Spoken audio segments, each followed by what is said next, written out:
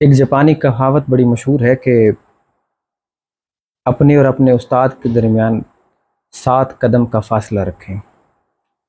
تاکہ آپ کے قدم اپنے استاد کے سائے پر بھی نہ پڑیں۔ اور آج کے اس دور کے اندر جاپان کی جو تعلیم کی شرح ہے، یعنی کہ لٹریسی ریٹ ہے، وہ تقریباً 99% ہے، اور وہاں پر موجود جو کرائم ریٹ ہے، جو جرائم کی شرح ہے، وہ عرب ممالک کی طرح تقریباً نہ ہونے کے برابر ہے، یعنی کہ تقریباً 0 ہے۔ جاپانی لوگ اپنے بچوں کو زبردستی پڑھاتے ہیں، تعلیم دلواتے ہیں، کیونکہ ان کا یہ ماننا ہے کہ اگر یہ پڑھیں گے نہیں تو کل کو یہ جرائم پیشہ ہو جائیں گے۔ اشفاق صاحب لکھتے ہیں اپنی کتاب کے اندر کہ وہ اٹلی کی ایک یونیورسٹی میں پڑھایا کرتے تھے، تو کسی وجہ سے ان پر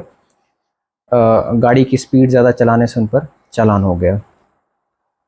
اور اپنی کچھ مصروفیات کی وجہ سے وہ بر وقت چالان کو جمع نہ کروا سکے، تو جس کی وجہ سے انہیں بعد میں عدالت میں پیش ہونا پڑا۔ تو جج نے ان سے پہلا سوال یہی کیا کہ آپ کی کیا ایسی مصروفیات تھیں کہ جس کی وجہ سے آپ نے جو ہے وہ چالان جمع نہیں کروایا؟ تو انہوں نے کہا کہ میں ایک پروفیسر ہوں، یونیورسٹی میں پڑھاتا ہوں، جس کی وجہ سے میں مصروفیت کی وجہ سے میں جمع نہیں کروا سکا۔ جیسے آپ نے یہ کہا تو جج اپنی سیٹ سے کھڑا ہو گیا اور اس نے کہا کہ جی محترم استاد جو ہے وہ کمرہ عدالت میں ہے، یعنی کہ respected teacher is in the court. تو جج سمیت وہاں پر موجود جتنے بھی لوگ تھے تمام کے تمام کھڑے ہو گئے۔ یہ عدالتی کارروائی ختم ہونے کے بعد جج اور اس کا جو عملہ تھا وہ سب لوگ اشفاق صاحب کی گاڑی جہاں پارکنگ میں کھڑی تھی وہاں تک ان کو چھوڑنے کے لیے آئے، اور جہاں تک ان کی گاڑی، جب وہ وہاں سے روانہ ہوئے، جہاں تک ان کی گاڑی نظر آتی رہی، یعنی کہ جب تک کہ نظروں سے اوجھل نہ ہوئی، وہ لوگ وہاں پر موجود رہے۔ اب جو قومیں اپنے معلم اور اپنے استاد کی قدر کرتی ہیں، آج دیکھ لیں کہ دنیا کی امامت اور دنیا کی جو رہنمائی ہے اور دنیا کی جو بھاگ دوڑ ہے،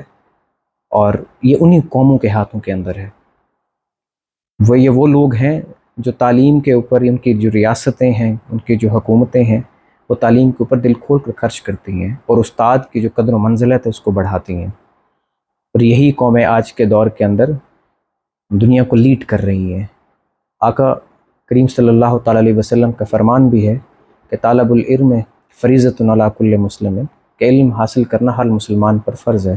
خواہ وہ مرد ہو خواہ وہ عورت ہو۔ تو اس پلیٹ فارم کے تھرو ہم آپ سے یہ کہنا چاہتے ہیں کہ آپ اپنے بچوں کو تعلیم دیں اور تعلیم کا بول بالا کریں، تعلیم کو عام کریں، تاکہ اس تعلیم سے ہمیں اور ہمارے آنے والی نسلوں کو آگاہی اور شعور ملے۔